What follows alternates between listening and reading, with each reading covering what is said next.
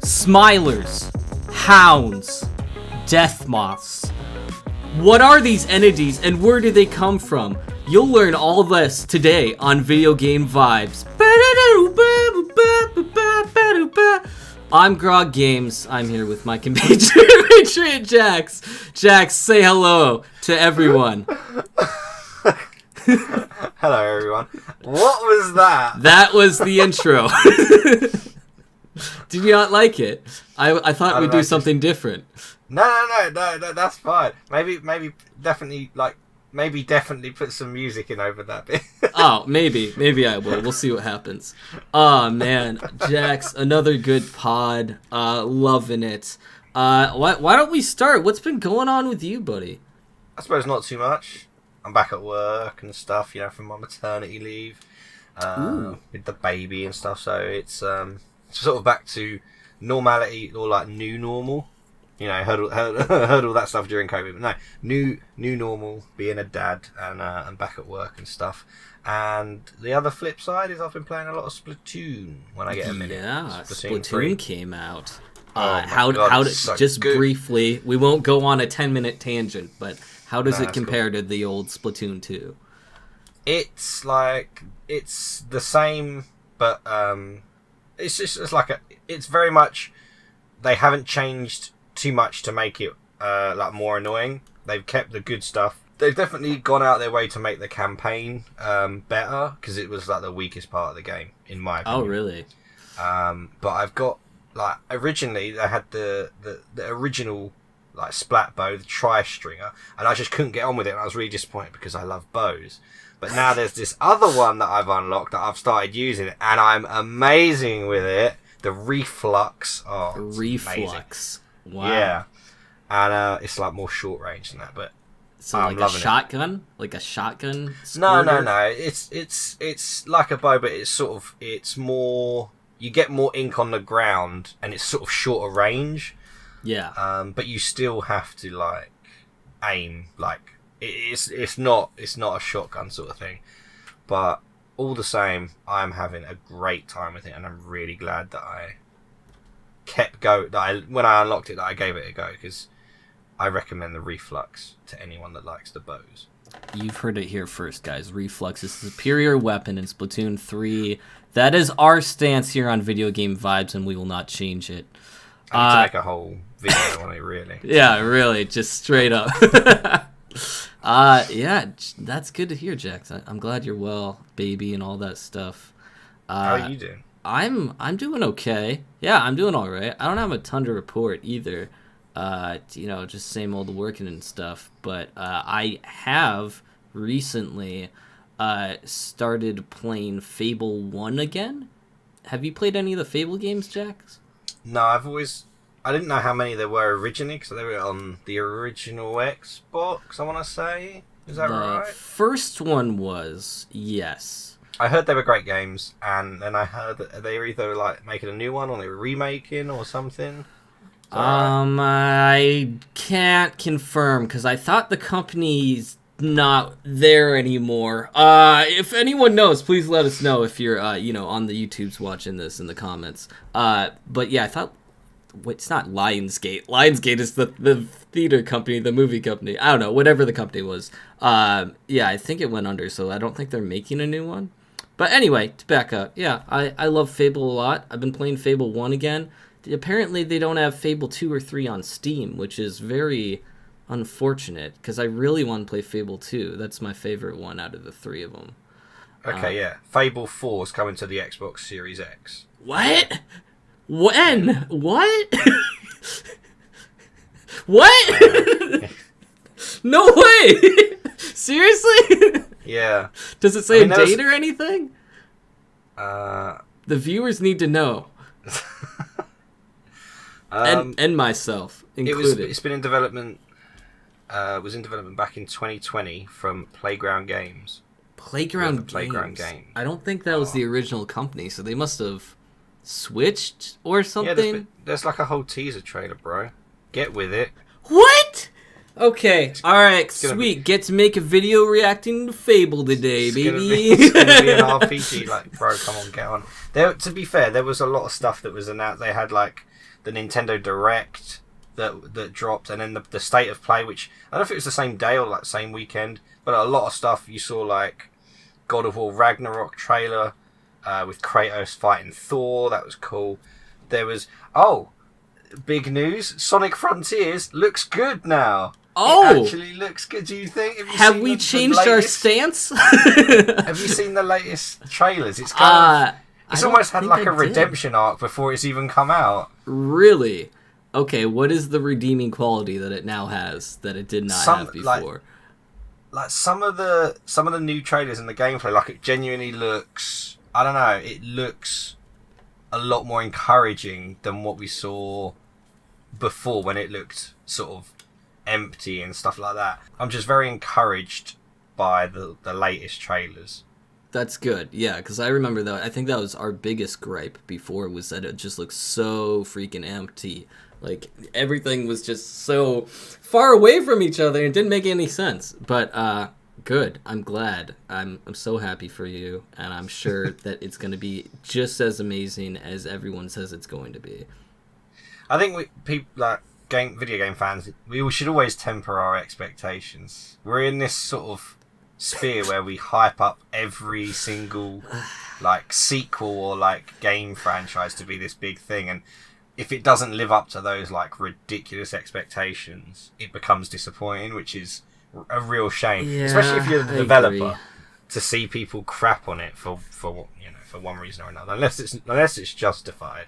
Why do you think we do that? Do you think it's a nostalgia thing where it's like, remember when we were kids playing video games and, like, we want to grasp that reality again, so we hype up all the new games that come out? Do you think that's something to do with it? No, I think it's because it's the internet, man. Everyone has a voice now, and that's so true. There's so many people that are so extreme. Like, things can only either be good or it's bad, and then if you think sort of like in the middle, you've sort of been categorized one side or the other. It's like, I'm looking forward to seeing it.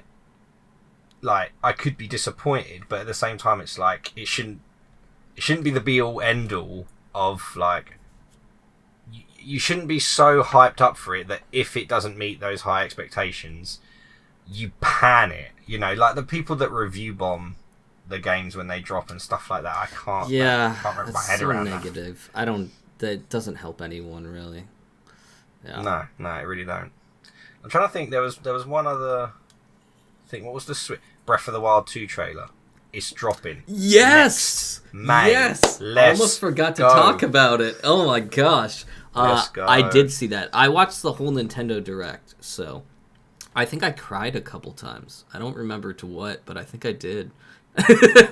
What? I don't know. There was like 1,000 farming games, wasn't there? There was like 100 Stardew Valley games. Yeah, I don't know. I might have cried to one of the farming games. I didn't even know what it was, and I was just like, oh, I'm so happy for the. Maybe it was like the Children of Mana or something. Wasn't there a Mana one? I've not Secrets of Mana. There's like Secrets of Mana. Yeah, I've not played any of them. I have not played that either, but I know it's a really old Game Boy game. And I think they were saying they're coming out with a new game for it. So I was just like, oh my gosh, I'm so happy for the community behind Secrets of Mana. Good for them. I was just going to say, did that hit you in the nostalgia, or did you not play that? Do you have no affiliation towards it? No, that's the funny thing, is you're exactly right. I've never played it, but it hit me in the feels. I was like, oh my gosh, they're rebooting this stuff. Oh no, you know what it also was? Freaking GoldenEye, man. When GoldenEye came up... how do we not talk about that? When GoldenEye came up, I was like, oh my gosh, the internet's gonna freak out, because people have been wanting GoldenEye reboot for, like, years now.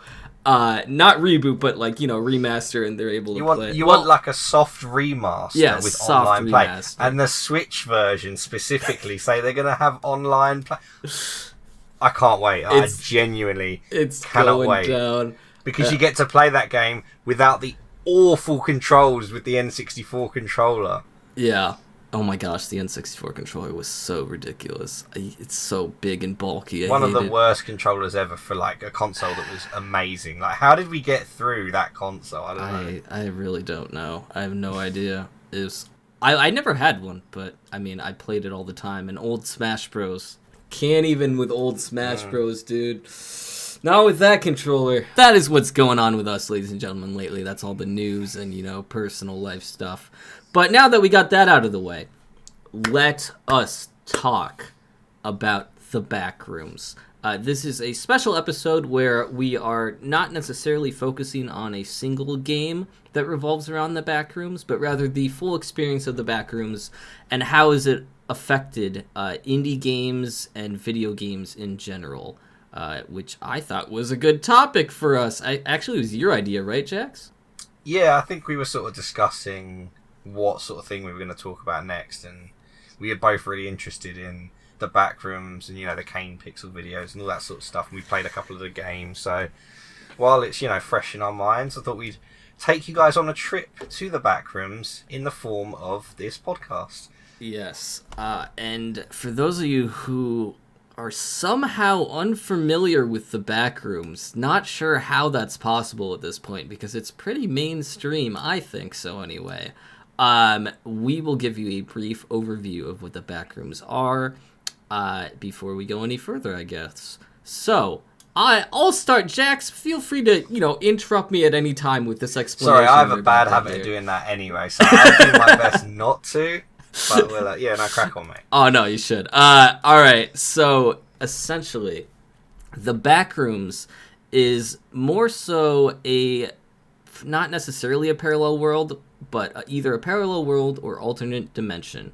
It exists outside of time and space for where we live now, and essentially what can happen to a person is they can what's called no-clip into the Backrooms. It's a video game term which, if you're not familiar with, essentially means you've glitched and entered a place you're not supposed to be in a video game. So the Backrooms also uses this term to say, like, hey, you glitched out of reality in the world that we are living in and entered the Backrooms. And from there, the Backrooms is a wild ride where there are, well, depends on who you talk to, but either many levels or a singular level of infinite maze, corridors, walls, and unfortunately, you are not the only one there. Right, Jax? Yeah, let's just, I'll take it back to, like, the original origins of the Backrooms, because it's only, like, the last sort of, maybe, like, year, 18 months or so that the Backrooms as an internet thing has sort of really blown up, like, substantially, because I would say the last 6 months for sure, yeah. Yeah, originally it was just an image on 4chan that was part of like I think they called it like a liminal spaces.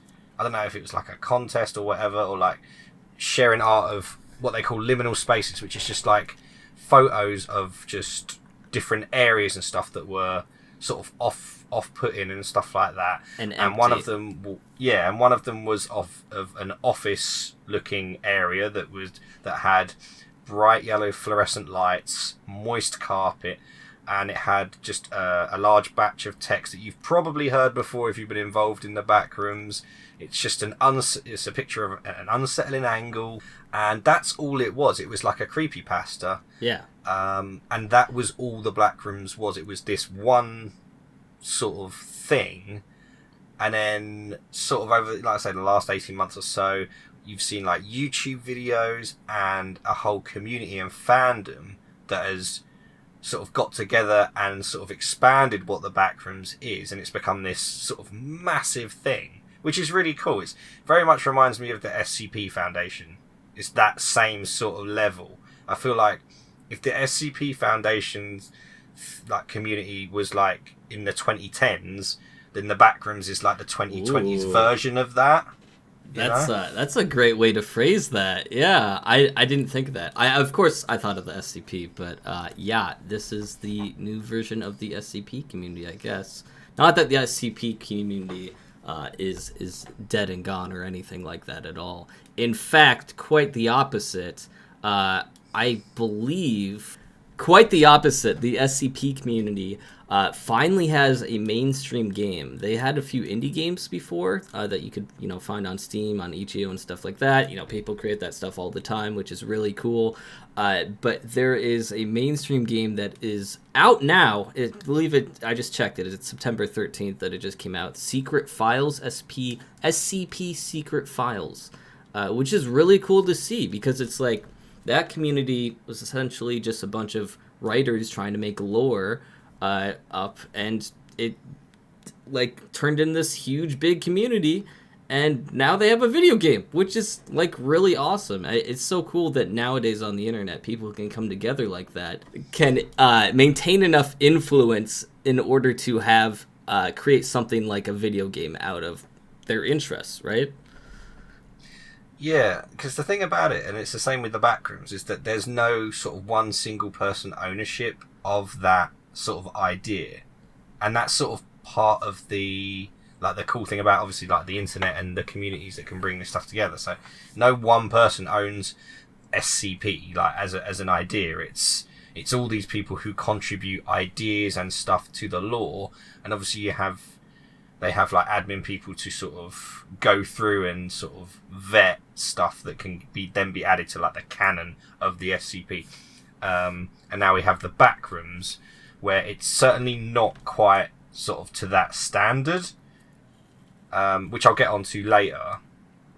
For vetting, you mean? For what's well, canon, in what's terms not? of yeah, exactly, because pretty much anyone can add stuff to the Backrooms, wiki and stuff like that. So it's all about, I think for the SCP stuff, there's a certain standard that has to be adhered to, for it to be added properly. And I don't think the Backrooms necessarily, correct me if I'm wrong, has that yet, because there's quite a lot, in my opinion, of rooms and stuff that are either quite repetitive or not necessarily in keeping with maybe the original idea of the Backrooms. And I think you're going to talk a bit about the different sort of fandoms and stuff of the Backrooms. Yeah, I'll talk about it a little bit, but yeah, you are 100% correct. I don't think there's anyone vetting anything, but that's the cool part of it. Just to bring it back to, we're going to bring up Kane Pixels probably a few more times, guys. But if you have not seen Kane Pixels, just really quick, I'll tell you what it is. Go to YouTube and search Kane Pixels, Kane Pixels. This is a creator on YouTube, and it's actually Jackson. We talked about this. He's a 17-year-old kid, and he's sort of like a genius filmmaker.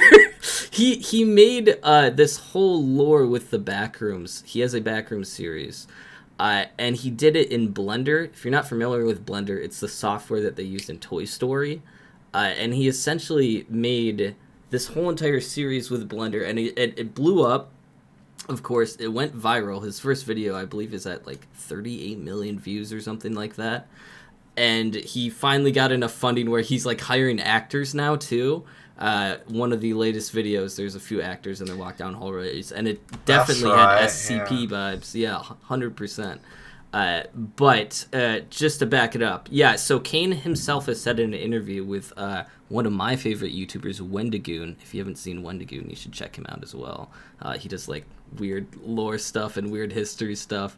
But he actually interviewed Kane, and Kane has said directly that his version of the Backrooms is not canon and is nothing like the wiki itself whatsoever. He took a ton of inspiration from it. So I mean, if you're familiar with the Backrooms at all and you watch it for the first time, you will recognize it right away. But he takes liberties with what he wants to do, without spoiling anything in depth. Just because I really want to emphasize that you guys should watch it if you haven't already. At one point, there's characters going through the Backrooms, and it's the normal lobby level, first level that you're used to, where it's yellow and everything. But there's a car that's just crashed into a wall, and it's stuff like that is different, I would say, than the canon Backrooms.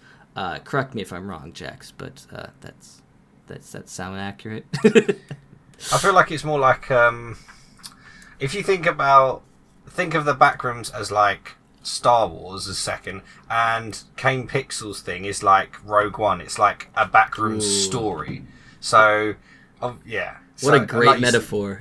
So, like, you don't want to like spoil it for people, because it is genuinely really good. I've got like a reaction of like the whole thing, like a marathon that I need to edit, and I'm gonna post it, because I only watched it not that long ago. Oh, I don't know if did you? I can't remember if. Do you have a video on your channel of you reacting? Not yet. I haven't posted it yet because I need to edit it. But I've like marathoned the whole thing, and it was as great as everyone sort of said it was. Yeah. But yeah, he's just like a brilliant sort of like video maker. Yeah.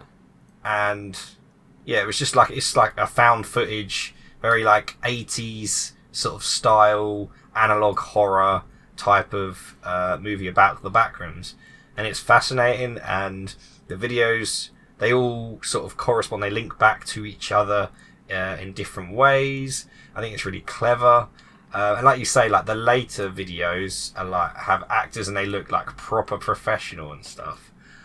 But yeah, I'm hugely impressed with it, and I look forward to seeing what else he does. I do just want to ask you quickly. Yes. Also on his channel, have you watched the Attack on Titan videos that he's done? Because they look sick. This guy's a genius. I watched one and then I didn't watch the others because his videos for that are spoilers for the rest of Attack on Titan. So I did not. Want did to you watch the it. Marley one? No. Like the one where the guy's on stage. I'm trying not to get spoilers. No, I don't think I watched it. Did you? Oh, okay. I'll look it up afterwards. Okay.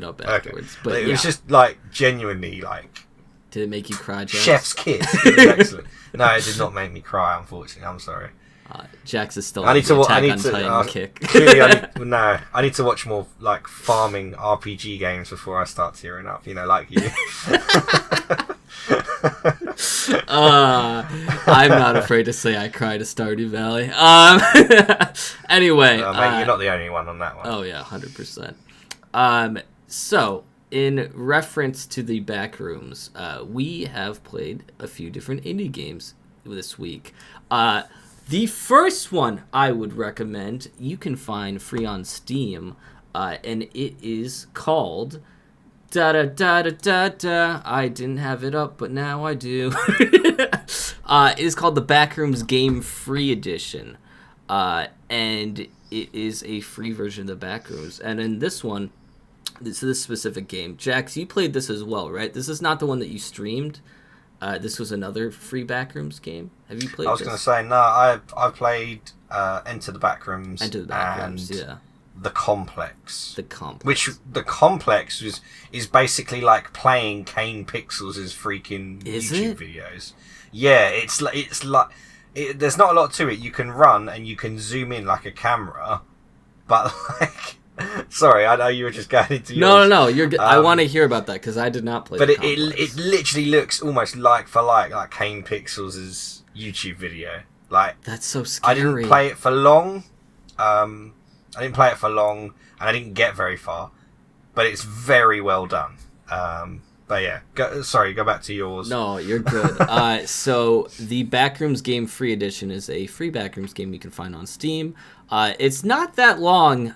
From what I've played, it sort of lasts. I've always lasted like 7 minutes playing it. So you're essentially stuck in the first level of the Backrooms, the lobby. And there's like there's more fluorescent lights than I think is normally in the back rooms, which is sort of weird. And some weird things happen, like lights break and stuff. There is an entity at one point, which I don't think I can even recognize as a specific entity. I'm sure someone's gonna correct me on that, but it just seems like a shadow man itself. And you have to essentially try and find a way out. You can beat the game. There is a way out, which I found out recently. But you have to also look at your watch every 30 seconds. And if you don't look at your watch every 30 seconds, things start warping around. So it's definitely more of a mental game than I believe Enter the Backrooms is. I mean, Jax, Enter the Backrooms had some, weird, obscure, I'm walking, all of a sudden the floor is meat stuff. I think all the backroom games, if they sort of try and focus on like a theme of isolationism, and like I think one of the big parts of the backrooms is that because it's pretty much endless, people lose their minds and stuff. So there has to be some kind of game mechanic that allows you to sort of stay like grounded, not lose your mind, So I guess in that it's looking at your watch, focusing on time. You can see time, keep going. So like maybe it's that. And for the enter the backrooms, you meditate, and when you meditate, stuff tends to like go away, and you can focus like your mind and stuff like that. Not always, though. It doesn't work with all of the entities, but like enter the backrooms. Yeah, I played it on stream. We both played that one for like a few hours, and I did a video on it as well. I got to level 6. No, I don't even know if I got that far.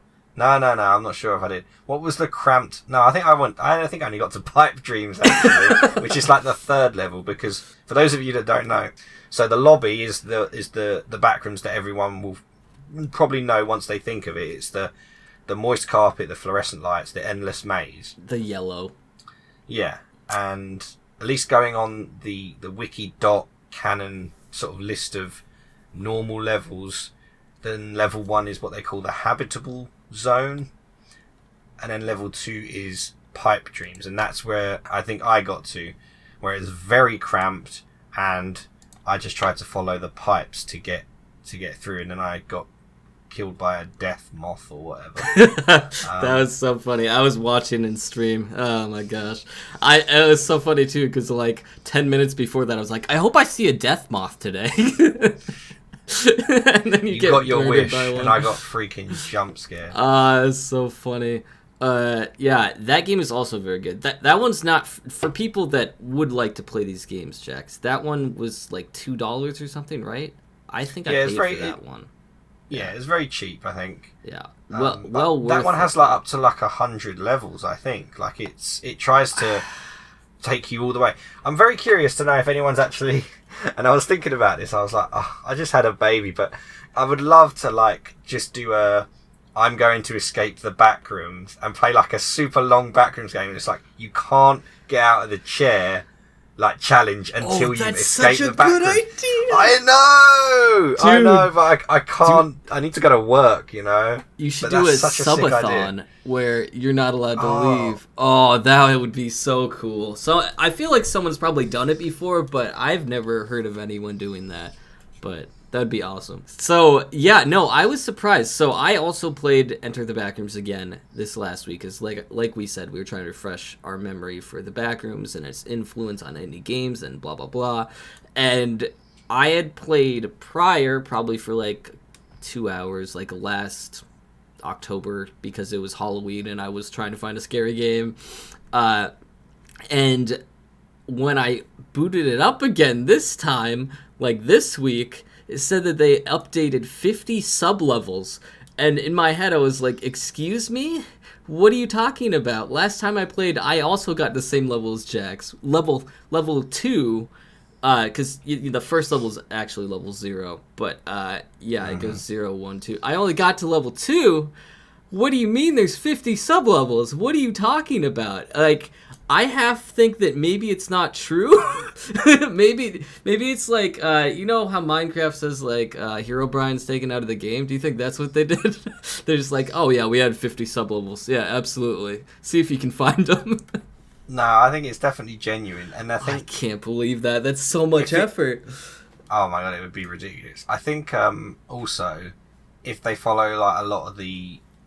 Again, I'm using quotation marks. I'm not entirely sure what's sort of canon and what's not canon, but like some levels can take you quite far back, and I think some can sort of take you quite like can skip levels and stuff. You can skip to different levels based on the doors that you find. I don't know if that's necessarily the case with Enter the Backrooms, but my god, if anyone actually got to level 100, like fair play. Like, are they going to try and, because there's like over like 1,000 levels of the Backrooms supposedly, the idea is that it's like entirely like infinite. Are they gonna keep updating the game to get all those levels? That's insane. Dang, I just checked. There's no achievements for it, which is super unfortunate because I sort of wanted it. Yeah, a single person made this game, Justin Crow. Good for you, Justin.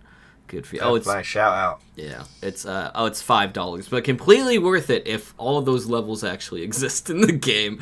That's hours of entertainment. Yeah, if you have the time and you want to you want to do the Backrooms, you want to escape, play that and see that's just something to do over the summer if you don't have a job and you don't go to school. Do it over the summer.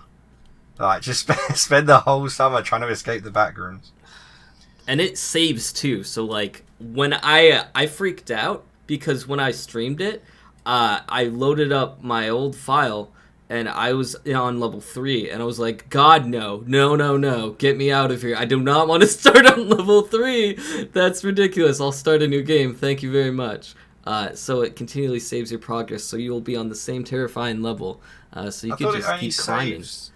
I know when you go into a new level it saves, but like I thought it was just the chairs that saved your progress. Oh, okay. Wait, I think well, maybe. I don't know. All I know is I blew up my game and I was on level 2 or whatever. That was probably you sort of like every new level's a checkpoint sort of thing. Yeah, so they started you at the beginning of that level.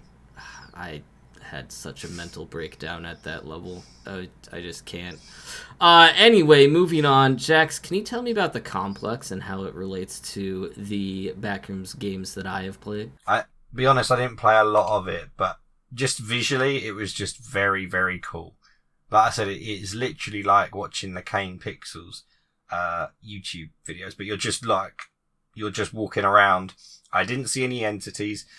I did see, and it must be based on it as well, because I saw there's like a room in one of the Kane Pixels videos where it's like a bunch of steps. I found that area when I played the complex. So it may be that it's inspired by Kane Pixels and it's trying to emulate that specific backroom story. Huh. Maybe. I was just trying to search it to find it. Okay, I found the wrong thing. There's another one called The Complex, which is a sci-fi movie. Okay, this is terrifying. This is like real looking. It's the most visually best visually well done one. For sure. Oh God, I hate this very much. Did it freak you out? Like you felt like you were there? Yeah, and the other thing is that obviously aside from the fluorescent lights, like there's no sounds, there's no music, there is nothing. Like it immerses you in the Backrooms. Like you have that feeling of you're alone, but obviously you've watched Kane Pixel videos, so you know that there's some freaky, stringy robot siren head looking thing who's going to be after you at one point. Gosh. Like it really does immerse you, and I do love atmospheric horror games rather than ones that use like cheap jump scares and stuff. So that is very good. It's definitely worth a try. I didn't get very far. I didn't have a lot of time to play it when I did. Maybe it's something I'll jump back into, but it's definitely worth it. I'll just also say that the Backrooms is known by a number of different names as well as the Backrooms, and one of them is the Complex. I think another one's Hallways as well. So there are a few names for the Backrooms, but the Backrooms is the sort of the main one that everyone goes by. I had not heard of Hallways. That is aptly named. Yeah. Sadly. There's like 5 names, I think. I can't remember the other 2. Yeah. I would like to also bring up, while we are on the concept of games, before we delve back into, the lore and everything behind it. So when I was streaming the Backrooms this last Tuesday, my community convinced me to actually download Roblox, because there are games on Roblox and I don't know if you know what Rec Room is. That's another it was originally in VR, but it's also on your phone and everything else too. It's similar to Roblox, where there's tons of mini games and stuff, but it's having such an influence that people are creating games on other platforms like Roblox. So there's actually a really popular game on the Roblox site that is the Backrooms. and I played it, and it was pretty difficult, actually. But I just thought it was cool to see that, like, the extent of the influence for something like this can reach multiple levels, including, you know, like something that kids can get into, right? I mean, yeah, like, like I suppose the question no is opinions whether on it's Roblox. appropriate that they're watching it or not. I suppose that's not really for us to say. But yeah, no. Like you say, it's like its popularity on the internet is widespread, and there's like whole like memes and stuff of like TikToks of the Backrooms, and loads of people are doing their own Backrooms edits stuff. Like I say, it's blown up and it's massive, and I'll just say, like, it's so great to see like a community come together, just like I said before, just like the SCP and stuff. But I do want to talk sort of briefly about like how, like, when we talk about like the entities and just the like thousands and thousands of different like levels and rooms that have been created for it, like going through a lot of them, or like just like, obviously I haven't got to any of them in a particular game, but obviously I've looked them up and stuff, and seen some videos on a lot of them. I do feel like there's not a lot of, like, when you talked about how there's sort of no vetting process, and that's a good thing because people can obviously add their own ideas to it. I think at the same time it starts to dilute what the original idea for the Backrooms was, and in my opinion the original sort of focus of what like that image was and what the Backrooms is that it's about like isolationism, and it's sort of like a metaphor for people who are stuck in like a crappy life, or like in mundane jobs. The moist carpet, fluorescent lights is very sort of like sort of 80s 90s. You're stuck in an office job, and you go back to that same place every day, and it's, you can't escape sort of the rat race of life, and like the whole Backrooms is the idea that you can't escape that reality, that you are just stuck there, and there's nothing you can do about it. Yeah. That's such a great point. I was gonna bring that up, but I didn't know how depressing we were gonna get. But I completely agree with you on that, where one of the biggest draws of the Backrooms is like, you could be going about your daily life, your monotonous, boring daily life, your day-to-day 9-to-5 job, and all of a sudden you could no-clip into the Backrooms and your whole entire life changes. And I don't know if I would want that necessarily to happen to me. I wouldn't want to be living off of almond water the rest of my life. But yeah, it's just interesting, and I completely understand the draw of like, okay, maybe this will disrupt my life and something interesting will happen for once. Which is sad to say, but also, like, I completely 100% get it. Can I just reiterate the point that the metaphor is that the life is the Backrooms? The life so is... his yeah. So his mundane job is the Backrooms. Oh, I was saying the opposite. No, I know. You were saying the Backrooms is like an escape, and I was like... Well, some people think that, don't they? Have you heard that Well, I from guess anybody? maybe they do. That's why we sort of get onto the different sort of levels of fandom and what people believe the Backrooms is, which I know you've sort of done a bit of research on. A little bit, yeah. We've both done a tiny bit, but...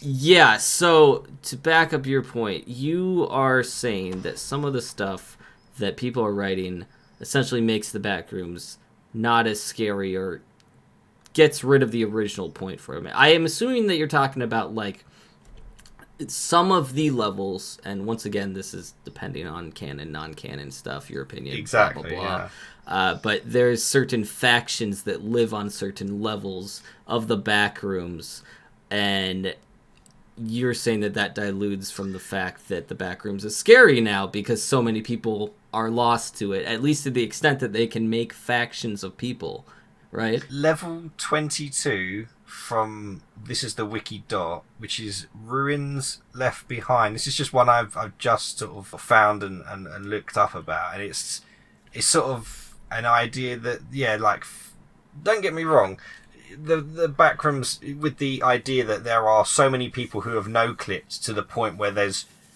you could argue there's like thousands of people in different levels of the Backrooms.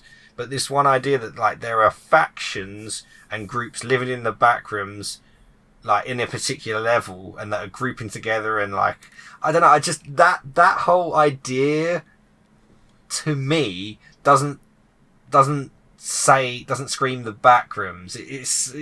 For me, it's like going off on a tangent onto something completely different. Like some of the levels just they feel a bit strange. I guess like if the theme originally was to do with like mundane isolationism and no escapism, then you go into this level where there's like warring gangs potentially, you know, who are like, you know, against one another. It's like that fighting for resources in the Backrooms. I'm not trying to crap on it. I'm just saying for me it doesn't really seem to sit with the idea of the Backrooms.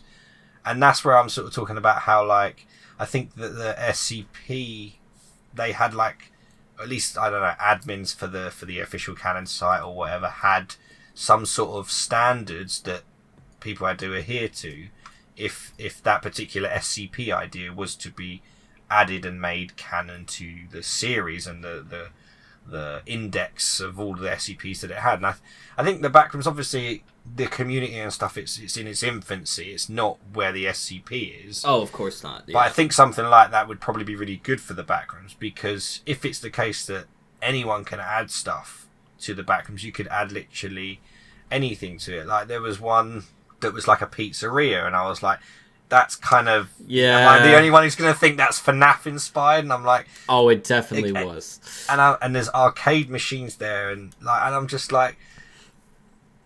yeah, it just seems a bit... It seems a bit out there, like a bit too out there, you know? Right. Like, don't get me wrong, because originally there wasn't even an entities in the Backrooms. It was just... The idea was it was just a giant empty maze that was endless. Yeah, and you were the only and then one in entities there. And the scary part was you are alone, not that something is looking for you and you're alone. And then obviously entities, or a couple entities were added sort of I think after that, and then it exploded, and then there's loads. Don't get me wrong, it's not a bad thing. I think it's definitely something that makes sense for it, but again it's what type of entities are being added, and does it make sense that they're there and stuff like that. That's my sort of one gripe, I guess. Yeah. You know. I completely understand what you're saying, Jax. I would like to bring up the point, though, that I think because people are doing that, they are speaking volumes to how scary the Backrooms is. I believe, well, I'm sure partially they're just doing it to be creative, which I completely understand. But the other second point to it is I feel like people are adding weird stuff like that because it makes the Backrooms less scary. The fact that the Backrooms is potentially the same level, you being alone, like the original core of the Backrooms, that original concept was so scary that people thought that they had to control it within a certain way by doing some of this non-so-serious levels or non-so-serious entities, just so they can bring back some sense of, I don't know, not joy, but some sense of limited control if the Backrooms were to be a real thing. Do you think that could maybe be something? I mean, maybe. I don't know. I guess for me, I think if... Obviously, the Backrooms is what it is now. And I say, it's really cool that this community's come together and they're all sharing all these different ideas and stuff. I just think as long as every level has some sort of, theme and sort of thought out process about what it is and what it means for the person who's stuck there, and that it makes sense again with what the Backrooms originally was. I think that makes sense. I just think obviously it doesn't want to go too far from what it used to be, but right. I don't know. I guess there are you could call me a Backrooms purist. I think you said that in the chat, didn't you? Backrooms purist. So maybe I am, to be fair. Don't hate me, please. And there's nothing wrong with that. But it's also not wrong if you want to have a pizzeria in your level 20 to 50,000 level of the Backrooms. Yeah, I just think it's cool that people are able to express themselves in that way as well. Yeah, it is. Absolutely it is. And keep doing it, guys. Yeah, 100%. Okay, so I'm sure maybe you don't know the answer to this, but I'm going to ask anyway. How does the SCP Foundation community, like, guide to what's canon and not canon? So is there an oligarchy at the top deciding that, or how do they... I don't necessarily know, like, the full detail. I was aware just through comments and stuff, so this could be completely wrong, to be fair, that there is some sort of, like, admin or, like, some sort of process or some sort of writing standards that people had to adhere to. And I think if there's, some sort of guide that maybe the website owners put together just to help people, just to give people a bit of a framework for how to add new levels to the Backrooms. That's all I'm sort of saying. Yeah. No, and I think that adds to the quality of the content of the Backrooms. But the good thing about it is that so many people can create games and stuff from any type of level in the Backrooms. Like, in my head, I have this really cool idea for a Backrooms, like, film, which I think would be really cool. Just off my head. Pitch it. I'm going to pitch it, man. I'm going to pitch it to you. So, well, it's just about, like, some person, some guy or some girl, and they're going through some kind of traumatic experience in their life. The twist will be, well, I don't know what goes on, like, up until this point, but so, like, it all could be that's anything. vague, but we'll figure it out. yeah, it's all vague, like, but she's going through a tough time. Like, maybe she's in a really mundane job, maybe, like, they are depressed or whatever, and some terrible experience happens, and maybe, like, okay, right, I'm thinking about it on the spot now. Got it. So I apologise. But anyway, the twist is that she's been in the Backrooms for the whole film. What? And not been in her real life. So, like, something, yeah. So, like, you could do that. You could make a film like that. Like, you don't have to showcase her being in, like, central New York or something with bustling loads of people. You can shoot the film in a way that it's still you can still believe that the whole time has been in the back room. God, imagine how good that would be. There's the big twist. You're Shyamalan-ing us. M. Night Shyamalan-ing us. Oh my gosh, that would be wild. I think a Backrooms film is something that could definitely, like, happen later down the line, because it's a really good concept. Like, just the idea in itself. Even, like, Kane Pixels' story is really good. Yeah, that's a very good point. I mean, like, we've had mainstream movies before that's come out from, like, creepypasta stuff. Like, dare I bring up the Slenderman movie that happened? Yeah. But I knew that was going to come up.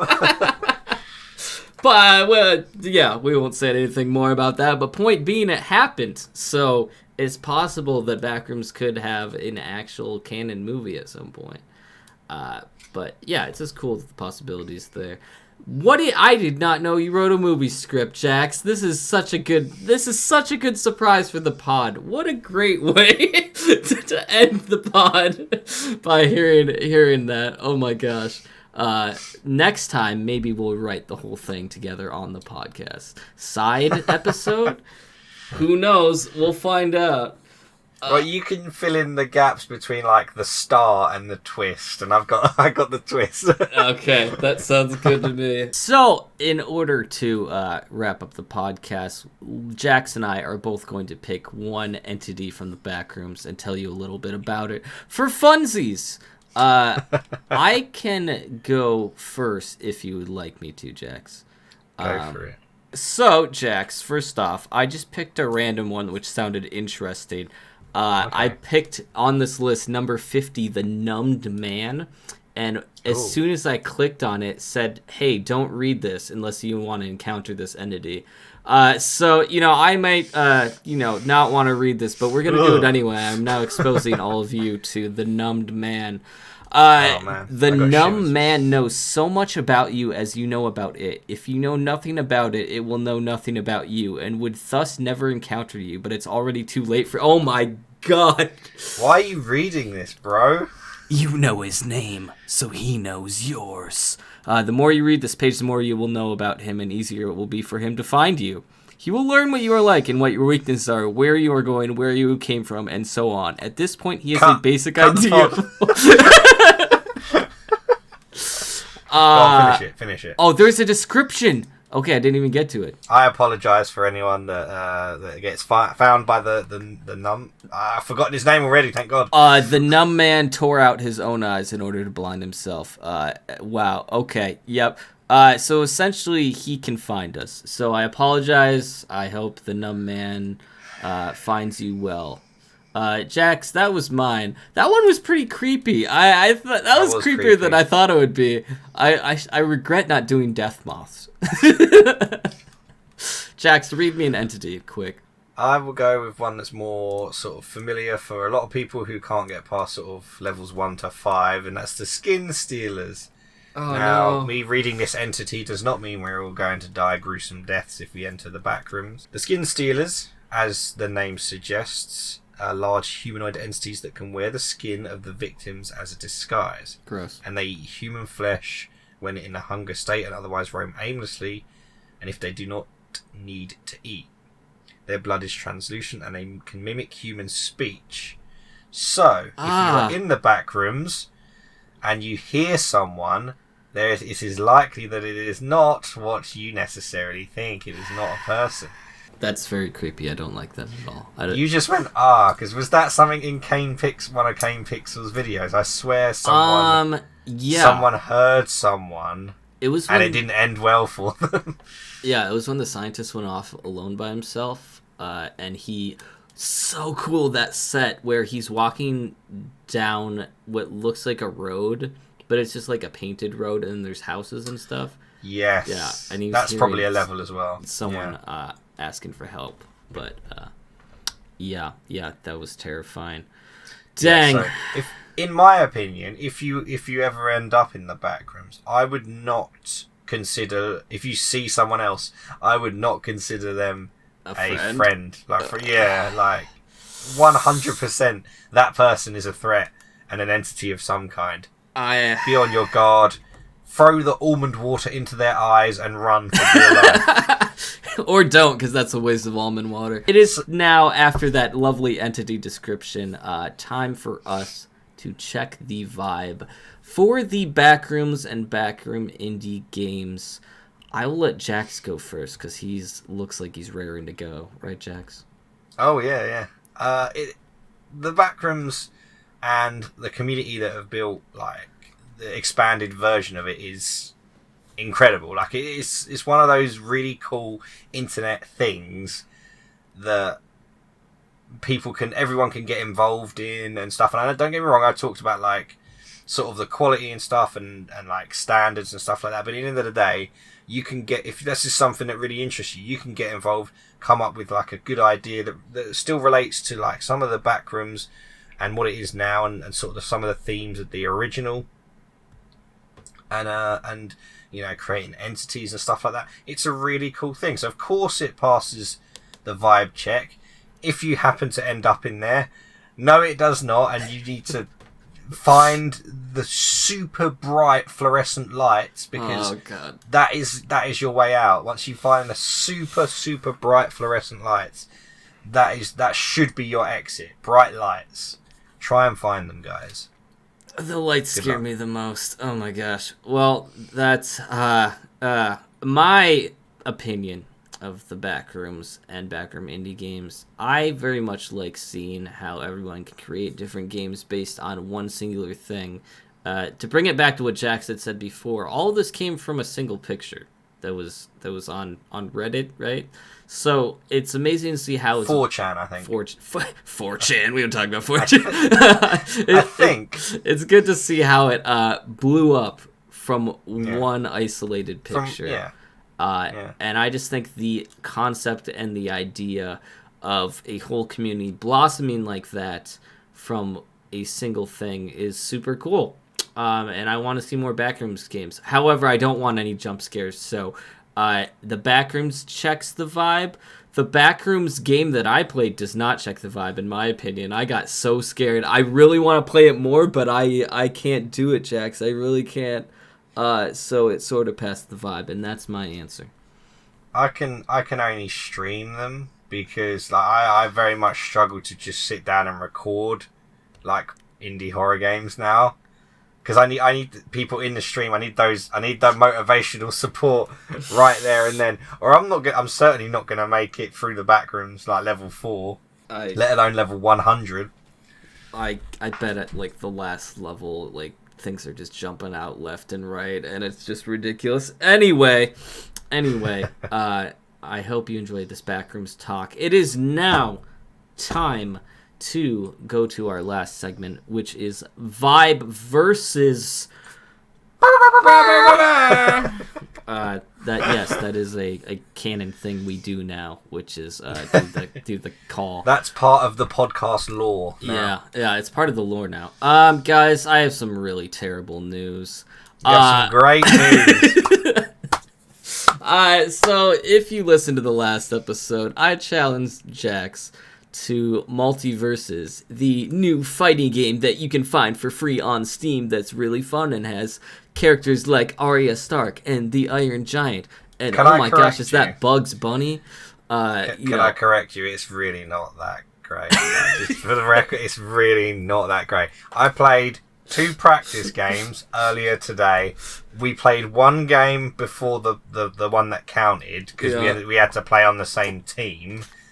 And then we played, because we had to play on the same team, it means we decided that whoever got more damage against the opposition would win the Vibe versus for today. And do you want to break down what happened? Yeah. So first off, we both did a tremendous job. We won the match, which was brilliant. I was Wonder Woman, and who were you again?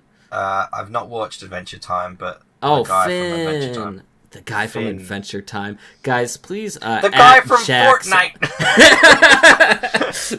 Because everyone's in Fortnite. Yeah, and we were facing another Finn and was what that one character from Steven Universe. Anyway, point being, we kicked their butts, like, really nonstop. It was really bad. I don't know if it was an 8-year-old or something, but we whooped them good. And I was super excited. Someone whooped them better. Someone whooped them better. So we're sitting there, both really excited to see who won, because we really couldn't tell during the match, because we were both doing great. And like we said, highest damage won. Jax won. He did 321 damage, and guess how much damage I did? Go on, guess. I'll wait. 320? 320. He beat me by a single point of damage. Can we also add to that you were the one who got 4 KOs? I got all of the kills, guys. But it meant nothing. It meant everything nothing to me. I would have thought if you get a KO, it would count as, well, I guess not necessarily more damage, to be fair. But who cares? Because that means, guys, Team Jax has won 5 in a row. Count of 5 games in a row. That makes it 5-2. Guys, I need some help. I'm gonna. Team Grog in the comments. I need y'all to tell me what we should play next, because I need to win one. I am crying in pain. Hang on a minute. I mean, you chose Vibe verse, multi Vibe verses. I know. Last time, so I will look for our next game. You know, I'm not going to pick Hollow Knight because you can save that. You'll probably need it for the pod afterwards. I will need it very much so. Oh my gosh. I will look forward to picking the next game. Yeah, it'll be good. So, ladies and gentlemen, thank you for listening to our podcast, Video Game Vibes. I hope you vibed out and had a wonderful time with us, chatting about the Backrooms and Backroom-esque games.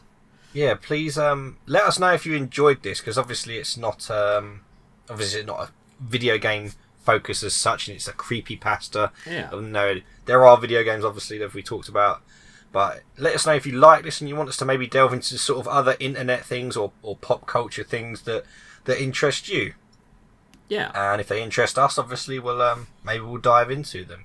But don't forget to leave us some 5-star reviews, some likes, some comments, and wherever you find your pods. Also, just tell us, where are you listening? Like, drop us an email.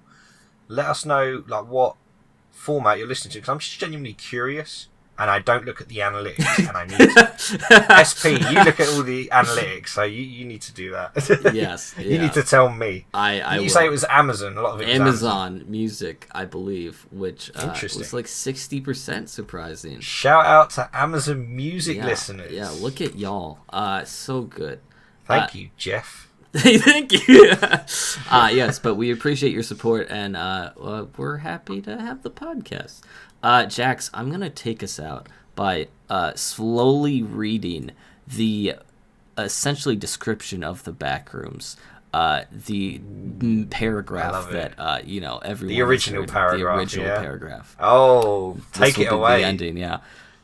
If you're not careful and no clip out of reality in wrong areas, you'll end up in the Backrooms, where it's nothing but the stink of moist carpet, the madness of mono yellow, and the endless background noise of fluorescent lights at maximum hum buzz, and approximately 600 million square miles of randomly segmented empty rooms to be trapped in.